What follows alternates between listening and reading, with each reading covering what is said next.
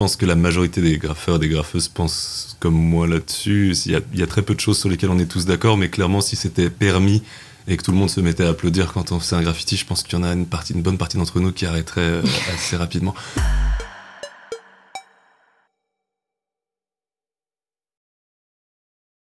Du coup, j'aurais voulu en savoir un peu plus déjà sur toi, sur ton art, sur les techniques que tu utilises, parce que en me renseignant sur le graffiti, j'ai vu qu'il y avait énormément de techniques, de supports, de styles. Enfin voilà, c'est une discipline très très diversifiée. Du coup, est-ce que tu peux un peu préciser tout ça ? Moi, je fais du graffiti très classique. À la base, je suis un tagueur surtout. Le tag, c'est les signatures très rapides qu'on fait avec des marqueurs, des bombes de peinture, du Tipex, du cirage à chaussures, de plein de trucs différents. Et moi, c'est une majorité de ce que je fais. Merci. Et je fais beaucoup de lettrage. Donc le graffiti à la base, c'est du lettrage, même si on peut faire des personnages et de l'abstrait et tout ce qu'on veut avec. À la base, c'est du lettrage et moi, je fais des lettres assez simples et j'essaye de leur donner ce qu'on appelle du flow, donc du mouvement, de la vie, de la personnalité, tout en les gardant lisibles, même pour les gens qui connaissent pas forcément le graffiti. Ok, super. Et du coup, c'est quoi ? C'est à la bombe ? À la bombe de peinture classique. En majorité, avec des rouleaux de peinture et tout ça quand on veut faire des choses un peu plus grandes. Et tous les jours, le tag au marqueur, comme je disais, avec plein de choses différentes, des marqueurs, des Tipex, du cirage, toutes sortes de choses. Ok, super intéressant. Et du coup, est-ce que c'est ton métier ? Ça fait partie de mes métiers. Ouais. À en vivre ? Oui. Ouais, je fais maintenant à peu près tous les boulots que j'ai tournent autour du graffiti. J'interviewe des graffeurs et des graffeuses. Je fais des commissions chez des gens ou dans des entreprises ou dans des lycées ou des choses comme ça de peinture. Je fais des ateliers de peinture. Je donne des cours de graphe à des gamins dans un collège du 19e arrondissement avec un pote. Atelier. Je suis guide touristique de graffiti aussi. Donc, je donne des visites dans le 93 où j'emmène les gens en leur expliquant l'histoire du graffiti français et parisien en particulier, avec plein d'anecdotes et des choses comme ça. Et à la fin, en général, les gens me donnent un mot en particulier, genre je leur dis entre 3 et 5 lettres. Moi, je le trace sur le mur, tout le monde m'aide à le remplir. Je refais les contours et après, on prend une photo et tout le monde est content. C'est trop cool. Trop bien. C'est vraiment super. Du coup, t'es vraiment multicasquette dans ce domaine-là. Et du coup, à taguer, du coup, c'est la discipline que tu fais, donc c'est ok de dire ça. Ouais, bien sûr. Et comment c'est venu dans ta vie ? Est-ce que tu dessinais déjà un peu avant ? Raconte-nous un petit peu comment tu t'es mis là-dedans. Moi, j'avais arrêté de dessiner depuis longtemps. Je devais avoir 16-17 ans. Et j'ai un ami un très bon ami à moi, qui m'a fait découvrir plein de musique et d'autres choses qu'on découvre à l'adolescence. Et qui m'a fait découvrir le tag. Et en fait, je me suis rendu compte que j'avais pas beaucoup d'argent. J'habitais à Paris dans le 15e. Et un arrondissement où même quand on a de l'argent, il se passe pas grand-chose. Et donc, je savais pas trop, j'avais pas grand-chose à faire. Et en fait, sans avoir plus d'argent, le graffiti, ça m'a permis d'acheter donc un marqueur et 2 bombes de peinture et de pouvoir passer des heures avec mes amis à sortir la nuit et à m'approprier mon environnement, ce qui est à peu près ce qu'on fait quand on fait du graffiti, même si on le conscientise pas forcément comme ça quand on est adolescent, et à faire partie d'un monde que je connaissais pas, où je commençais à reconnaître les signatures, savoir quel mec ou quelle meuf avait tel nom, où est-ce qu'était leur quartier de prédilection, quels étaient les styles que je préférais, et moi essayer de mettre mon nom et le nom de mon équipe, de mon crew donc de graffeurs dans autant d'endroits que possible et tout ça. Donc ça a bouleversé ma vie comme celle de plein d'adolescents, sans qu'on ait besoin de changer de classe sociale ou d'apprendre quelque chose d'extrêmement technique, parce qu'au début on est tous nuls, mais on s'amuse quand même énormément. Tout à l'heure tu m'as dit que tu as vécu au Liban. Ouais. T'as tagué là-bas ? Ouais, je suis arrivé au Liban beaucoup plus tard. Je suis arrivé à 25 ans en 2013. J'étais journaliste et freelance, et j'ai vu qu'il y avait du graphe là-bas. Moi je faisais que du tag à l'époque, donc que les signatures très rapides. Et quand je suis arrivé là-bas, j'ai interviewé des graffeurs qui étaient incroyablement talentueux. Et on est devenus très très potes avec tous. Ils étaient une dizaine à Beyrouth, une quinzaine. Et eux, ils m'ont appris à passer du tag au graffiti. Donc pour ceux qui voient les images, ça c'est du graffiti. Le tag, c'est plus les petites signatures qui en bas là. Et donc voilà, c'est eux qui m'ont appris tout ça. Et c'est là que ma pratique du graffiti, c'est là que ça a commencé à devenir une énorme partie de ma vie. En fait. Ok. Et d'ailleurs, sur quel support tu te sens le plus à l'aise? C'est plutôt des murs aussi, est-ce que pour toi, est-ce que tu as déjà tagué sur des murs ou des objets dédiés où tu es clairement autorisé à taguer dessus, ou est-ce que tu préfères utiliser des murs un peu illégaux, faut dire le terme? Qu'est-ce que Enfin, toi, c'est quoi tes habitudes? Moi, je travaille beaucoup sur... Quand je veux faire quelque chose de beau sur mur, je travaille beaucoup sur papier. De toute façon, j'adore dessiner sur papier des lettrages ou des petits personnages. Et sur mur, on peut pas dire qu'on fait du graffiti si on fait que du légal, en fait. Le graffiti, ça a une notion d'illégalité qu'on peut pas lui enlever. Même s'il y a des définitions très floues entre street art et graffiti, un truc qui met à peu près tout le monde d'accord, c'est que le graffiti, il doit y avoir une notion d'illégal. Même si on fait que des très belles lettres de type graffiti, mais qu'on les fait que en galerie ou sur des murs où on a le droit de le faire, on n'est pas vraiment un graffeur. On peut avoir tout le talent qu'on veut, mais on n'est pas vraiment un graffeur. C'est pas une question de qualité, on parle juste de terminologie. Et moi, évidemment, oui, je suis pas un gros vandale, mais je tag tous les jours, et je fais des petits graffitis illégalement à Paris régulièrement, moins que dans des villes comme Beyrouth ou Marseille, où c'est vraiment un peu le festival, quoi. On fait un peu comme on veut, puis on le fait ça en plein jour, et ça dérange pas les gens en général. Quand on choisit des vieux murs tout pourris en parpaing très moches, ça a pas ça a tendance à... Ça limite mieux. On est d'accord, les gens sont de cet avis en général, on n'est pas en train de leur pourrir leur journée, à part les gens vraiment aigris qui appellent les flics. Mais sinon, oui, évidemment, souvent c'est illégal, mais pour faire quelque chose qui va nous prendre 4-5 heures, en général, on va aller dans un endroit soit où c'est légal, soit où c'est caché, donc une usine abandonnée ou un truc comme ça. Pour faire un petit truc qui peut être très beau aussi, mais juste en 3 couleurs, en 2, 3, 5, 10 minutes, on peut le faire illégalement à peu près n'importe où, et ça va être respecté par les autres graffeurs si c'est dans un endroit où clairement on a pris des risques, soit vis-à-vis de la police, soit vis-à-vis de soi physiquement pour le faire. Mais dans le graffiti, vous savez aussi que ce qui est le plus respecté normalement, c'est les trains et les métros, les gens qui arrivent à peindre ces trucs-là. Moi, je fais pas ça. J'ai vécu 10 ans à l'étranger dans des pays où il n'y avait pas de train ni de métro, donc c'est pas trop ma pratique. J'adore ça et je respecte énormément ça, mais moi, je suis plutôt dans le graffiti de rue. Ok. Ça marche. Et du coup, je trouve que dans le graffiti, il y a une grosse question, la propriété.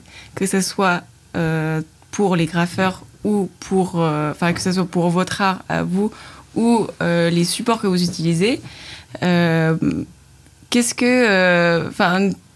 que tu as des problèmes de droit d'auteur? Est-ce que tu considères que, vu que tu utilises l'espace public, ton œuvre appartient à tout le monde? Comment tu vois ça? Écoute, à la base, le graffiti, on ne demande pas la permission et comme je disais tout à l'heure, on s'approprie un peu son environnement. On décide de laisser sa marque à des endroits, de laisser une trace et tout ça, sans demander l'autorisation. Après, au bout d'un moment, quand ça devient une partie de ton métier, il y a des graffeurs dont le travail a été volé par des marques et tout ça, et ils se sont rendus compte qu'ils n'avaient aucun moyen de recours. Donc parfois, depuis l'avènement des réseaux sociaux, il y en a qui ont réussi à gagner... juste parce que plein de gens se sont mis à les suivre sur Internet et à apostropher la marque en question sur tous les réseaux sociaux et tout ça. Ils ont fini par se rendre compte que c'était plus un bad buzz qu'autre chose et ils ont changé de direction. Mais ça peut être très compliqué, surtout quand on n'a pas une grande notoriété. Au Liban, notamment, pendant la Révolution, il y a des marques qui ont fait des pubs où ils ont utilisé les graffitis que des amis libanais et moi-même avions fait pendant la Révolution, pour la Révolution, qui a échoué et qui était en cours au Liban. Et ils ont utilisé ça pour des pubs et des trucs comme ça sans même nous demander et tout ça, donc c'est très énervant. Aujourd'hui en France, on a un truc qui s'appelle l'ADAGP, qui est un truc sur les droits d'auteur. Ça fait très bizarre d'associer ça avec le graphe, surtout quand pour s'y inscrire, ils nous demandent de signer sur l'honneur que notre prénom et notre nom de famille, c'est bien notre nom de graffeur. Ça fait bizarre, mais ça fait que quand il y a un film qui met un de tes graphes en arrière-plan pendant 10 minutes, en fait, ils vont être obligés de te payer un peu d'argent. C'est pas pour ça qu'on graffe, ce serait horrible de se mettre à graffer pour ça, mais quand on essaye de vivre de sa pratique et de sa passion, ça fait partie des choses qu'on peut faire. Sinon, c'est un peu compliqué. Si même tes œuvres t'appartiennent pas que tu peux rien en faire, finalement, c'est sûr que même si tu as d'autres activités à côté, ça doit être compliqué. Et du coup, est-ce que tu serais pour un monde où tout l'espace public, ce serait légal d'utiliser n'importe quel support, ce serait légal d'écrire n'importe quoi sur les murs, etc. Non.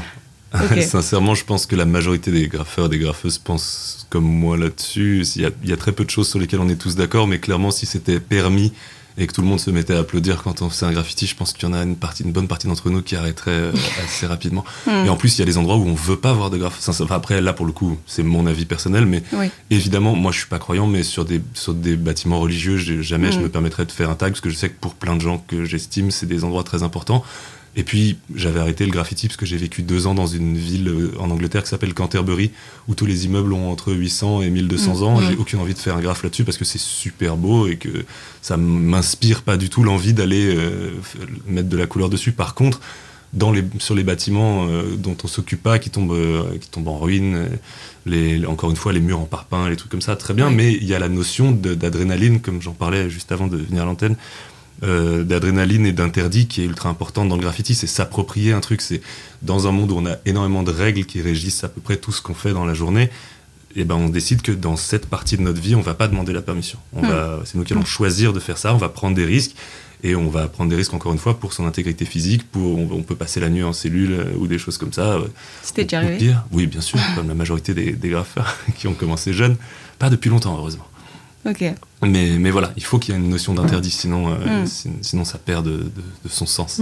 Ouais, ça fait C'est partie déjà de un l'art. acte, même si en soi ce qui est tagué n'est pas un message de rébellion, déjà de le taguer c'est déjà un acte rebelle entre guillemets. Ouais, et il y a une phrase très importante en graffiti qui est, en plus de ce que tu viens de dire, qui est parfaitement vrai, même si, encore une fois, la graffeuse ou le graffeur ne le savent même pas eux-mêmes, leur acte est politique, a un sens en soi, même si moi j'écris me sur les murs, c'est le cri de la vache, ça va pas très loin, mais... ça peut dire beaucoup. Ouais, mort aux vaches et ainsi de suite, mais bon, c'est pas... En gros, il y a une phrase en graffiti qui dit « Style is the message », donc en gros, le style et la technique que tu vas mettre dans ce que tu fais, c'est un message en soi. En gros, je suis sorti et j'ai acheté ou volé du matériel pour aller dans un endroit où j'avais pas le droit d'être, faire un truc que j'ai absolument pas le droit de faire, au mépris de toutes les règles et de tout ce que j'ai cité tout à l'heure. Et je vais essayer de faire quelque chose du mieux que je peux, et ensuite me casser en faisant en sorte qu'on voit pas mon visage, et sans mettre en dessous mon Instagram ou je sais pas quoi.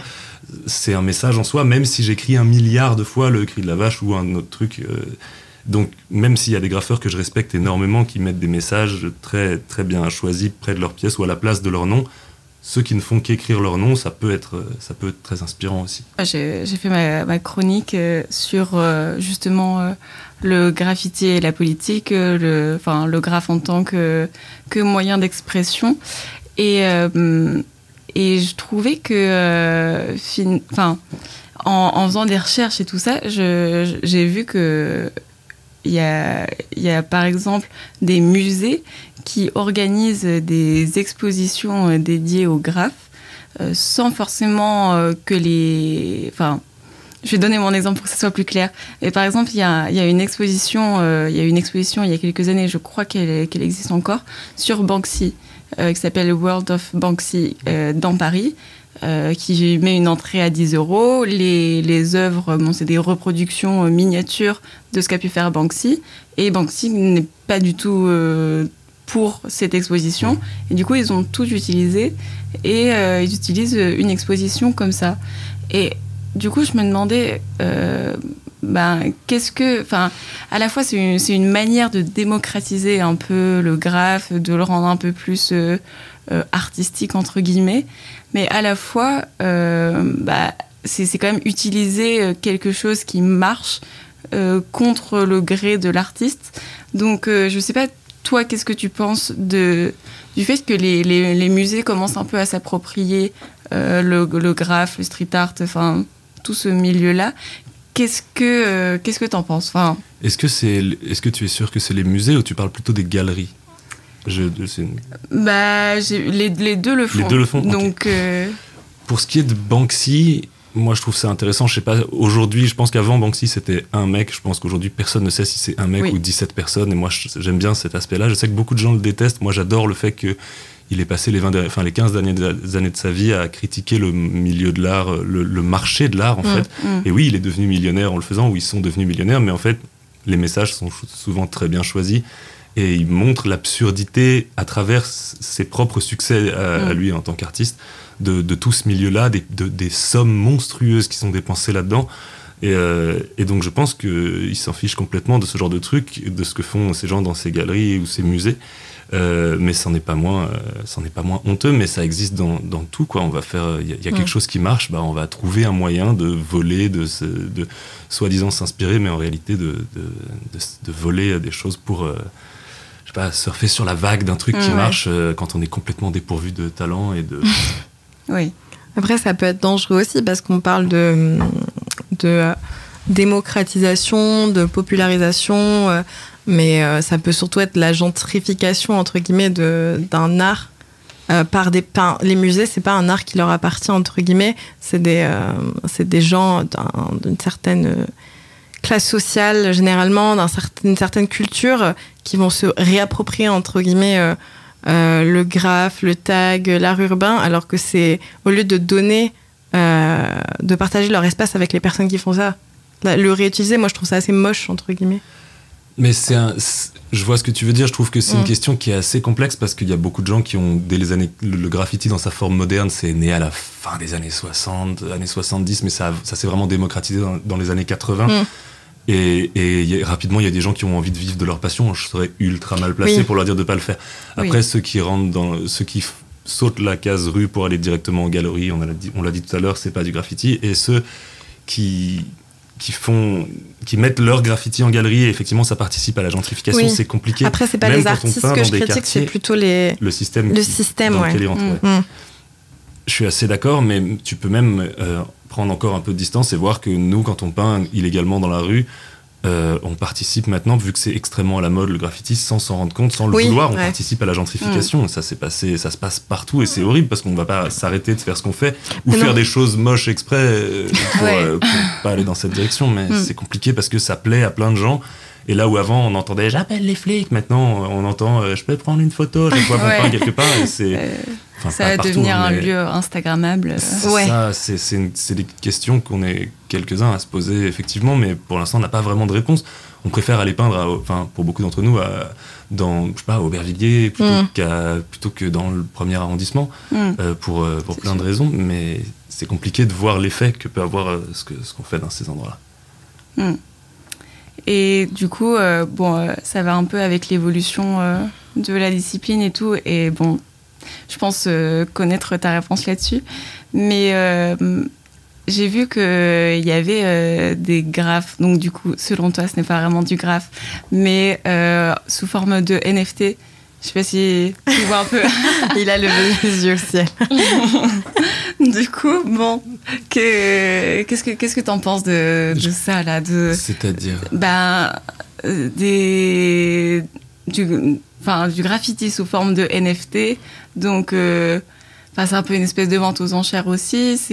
Mais ça veut rien dire en fait, parce que le graffiti il est sur un mur. Ouais. Le graffiti il est sur un mur et il est éphémère parce que la municipalité peut décider de le recouvrir d'une couche de peinture, ou le propriétaire ou la propriétaire du lieu où tu l'as fait peut décider la même chose, ou un autre graffeur peut décider qu'il a pas peur de toi et dessiner par-dessus ton truc, ou 3 mecs bourrés peuvent décider de faire la même chose. De toute façon c'est éphémère. Les NFT, je pense que ça a peut-être un intérêt. Pour l'instant, j'ai toujours pas compris ce que c'était. Et encore une fois, les gens qui font des NFT sur le graffiti, je pense que c'est pour surfer sur une vague et essayer de se faire de l'argent avec quelque chose. J'ai des amis dans le graffiti qui sont à fond dedans, tant mieux pour eux. Le graffiti, à la base, c'est un truc qu'on fait sur un mur. Je dis ça en étant aussi accro à Instagram que la majorité des gens qui font du graffiti. Mais au moins sur Instagram, on poste son graphe. Et ça devient un peu un portfolio qui fait sens. Moi, j'aime bien pouvoir regarder un peu l'évolution de mes potes ou la mienne juste en scrollant sur une page. C'est cool. Les NFT, c'est différent. C'est essayer de transformer un truc de donner une valeur marchande à un truc qui est censé en avoir aucune. C'est censé. Quand on voit les gens qui ont le plus marqué le graffiti français ou dans plein d'autres pays, mais je vais prendre l'exemple d'une autre, dans les années 80 ou 90, ils ont passé des années où ils le disent eux-mêmes, ils dépensaient pas d'argent, ils volaient leur bouffe dans les supermarchés, ils volaient leurs bombes dans les grandes surfaces, ils volaient leurs pots de peinture où ils les trouvaient dans la rue comme aujourd'hui on peut en trouver partout. Et c'était une vie où il se passait d'argent, ce qui est absolument magnifique ou au moins fascinant, quelles que soient les opinions politiques de qui que ce soit. Donc essayer de dire on va transformer ça, laissez-nous tranquilles avec les NFT. C'est mon avis, excuse-moi, mais c'est. Non mais c'est hyper intéressant du coup parce que en tant que... moi, je suis pas du tout du milieu. Et déjà, j'ai appris énormément de choses entre les différences entre street art, graph, tag, etc. Dans ma tête, c'était assez confus. Enfin, c'était presque la même chose. Donc, voilà. Et du coup, j'étais tombée sur un site... c'était donc sur des ventes de NFT, de graffiti. Et j'avais pas forcément d'avis dessus, tu vois. Mais quand on est extérieur à ça et qu'on voit le truc, on se dit, ok, ça évolue, ça marche avec le temps, etc. Et en fait, pour les personnes qui vraiment évoluent dans le milieu, c'est un peu une insulte, en fait. Et il y en a d'autres qui sont ravis et qui vont à fond là-dedans. C'est chacun son avis. Moi, c'est clairement pas pour ça que je fais du graffiti. Déjà, je trouve ça scandaleux à quel point on est nombreux à être accro à Instagram. Je trouve déjà ça... J'espère pouvoir m'en débarrasser bientôt. Alors rajouter encore des couches de trucs qui sont pas de la peinture ni du style ni du tous ces trucs là on en a pas besoin pour faire du graffiti. Si Instagram disparaît, on sera combien encore en faire un paquet. Si les NFT disparaissent aussi, c'est pas, on n'a pas besoin de ça, je crois. Merci beaucoup. Merci. Je vous en prie, merci à vous. D'ailleurs, j'allais te demander ton Instagram, du coup, pour revenir sur ce truc-là. Où est-ce qu'on peut venir voir un peu tes œuvres ? Moi, je conseille aux gens, au-delà de mes œuvres, mon Instagram, c'est Meuzer RBK, donc MEUHZER. Déjà, si on tape ça sur Instagram, on tombe sur le mien. Et je vous conseille, si vous voulez voir une belle scène graffiti, d'aller voir les petits documentaires Bombing Beyrouth. C'est des documentaires de 3 minutes qu'on trouve sur YouTube sur le graffiti libanais et qui ont été réalisés par un couple d'amis à moi, sur tous mes potes de la scène de là-bas, et qui sont super bien faits. Et je vous conseille de suivre la chaîne YouTube Dissect TV d'un graffeur incroyable parisien qui a un ancien de la scène et qui fait comme J'irai dormir chez vous, mais il fait J'irai graffer chez vous. Trop bien, incroyable. C'est très très bon. J'adore. Je vous le conseille vraiment.